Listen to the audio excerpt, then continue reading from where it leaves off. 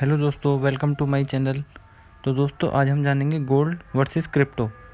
Bitcoin या gold में निवेश के लिए कौन सा है बेहतर, पैसा लगाने में कहाँ होगा फ़ायदा और कहाँ होगा नुकसान।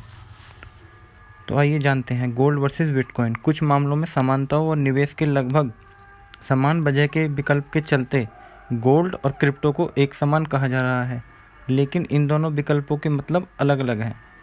Gold versus bitcoin. पिछले कुछ वर्षों से निवेशकों का रुझान तेज़ी से बिटकॉइन जैसी क्रिप्टो करेंसी में निवेश को लेकर बढ़ा है। निवेशक अपने पोर्टफोलियो में इसे शामिल कर रहे हैं। आमतौर पर अधिकतर निवेशक क्रिप्टो में निवेश को गोल्ड में निवेश की तरह लेते हैं, लेकिन ऐसा नहीं है। कुछ मामलों में समानता और निवेश के लगभग समान वजह के चलते गोल्ड और क्रिप्टो को एक समान कहा जा रहा है, लेकिन इन दोनों विकल्पों के मतलब अलग अलग हैं।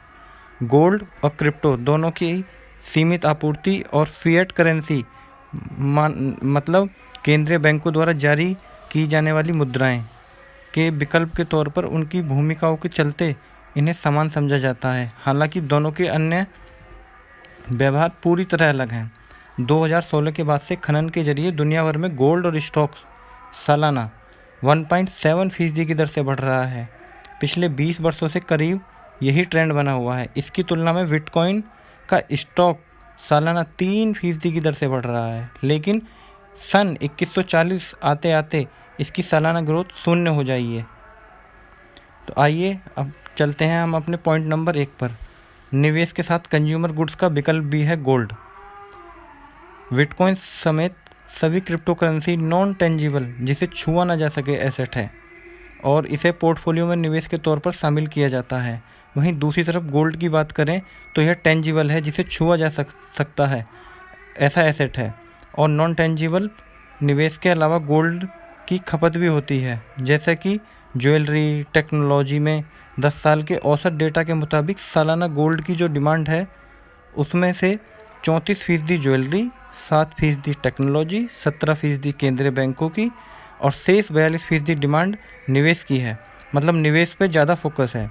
गोल्ड का इस्तेमाल कंप्यूटर, मोबाइल फ़ोन के साथ साथ ऐसी तकनीकी में भी होता है जिसके इस्तेमाल से क्रिप्टो करेंसीज का खनन किया जाता है। नंबर 2, गोल्ड ओनरशिप में अधिक डाइवर्सिटी।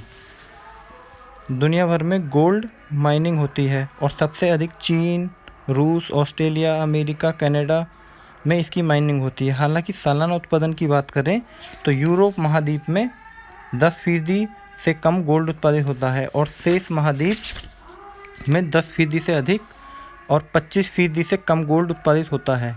गोल्ड उत्पादन के साथ साथ इसके स्वामित्व में भी विविधता है। दुनिया में सबसे अधिक गोल्ड यूएस ट्रेजरी के पास है, लेकिन दुनिया भर में मौजूद गोल्ड स्टॉक्स का सिर्फ 4% ही उसके पास है। 50% गोल्ड तो ज्वेलरी के रूप में ही मौजूद है और 21% गोल्ड बार, कॉइन, गोल्ड ETF के रूप में इंडिविजुअल व इंस्टीट्यूशनल इन्वेस्टर के पास है। इसकी तुलना में बिटकॉइन की बात करें तो 5 बड़ी माइनिंग कंपनी चीन की हैं, उसके पास इस नेटवर्क के 49.9% कंट्रोल है। इसके अलावा बिटकॉइन होल्डिंग की बात करें तो महज 2% लोगों को उपलब्ध बिटकॉइन का 95% है। आते हैं अपने पॉइंट नंबर 3 पर। बिटकॉइन 4 गुना अधिक वोलेटाइल।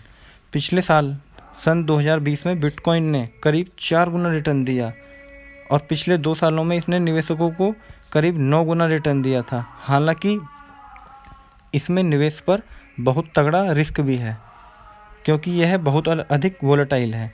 पिछले 2 साल की बात करें तो इंडेक्स S&P 500 की तुलना में यह 3 गुना अधिक वोलेटाइल है और गोल्ड की तुलना में 4 गुना अधिक। तो यह बहुत ही ज़्यादा वोलेटाइल है। आते हैं अपने पॉइंट नंबर 4 पे। भारत में बिटकॉइन पर लग सकती है रोक। दुनिया भर में बिटकॉइन जैसी क्रिप्टो करेंसी को लेकर नीतियाँ तैयार की जा रही हैं और इससे इनकी वैल्यू पर प्रभाव पड़ेगा। बिटकॉइन जैसी निजी क्रिप्टो करेंसी पर भारत में रोक लग सकती है।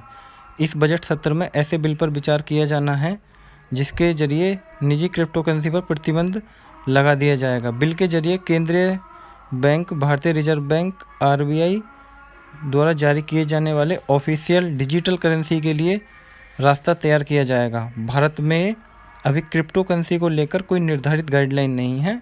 3 साल पहले भारतीय रिजर्व बैंक ने 2018 में क्रिप्टो करेंसी को लेकर एक सर्कुलर जारी किया था। इस सर्कुलर के मुताबिक केंद्रीय बैंक द्वारा विनियमित संस्थाओं पर क्रिप्टो करेंसी से जुड़ी कोई भी सेवा प्रदान करने पर रोक लगा दी गई थी। इसके बाद यह मामला देश की सबसे बड़ी अदालत सुप्रीम कोर्ट में गया। सुप्रीम कोर्ट ने पिछले साल 2020 में आरबीआई द्वारा क्रिप्टो करेंसी पर लगाए गए प्रतिबंध को खारिज कर दिया। इसके बाद भारत में बिटकॉइन में निवेश पूरी तरह निवेशकों के अपने रिस्क पर होता है, क्योंकि इससे जुड़ी कोई नियमन अभी नहीं है। शेयर मार्केट और फाइनेंस की जानकारी के लिए चैनल को सब्सक्राइब करें और ऐसे ही इम्पोर्टेंट वीडियो के लिए इसको सब्सक्राइब करके रखें।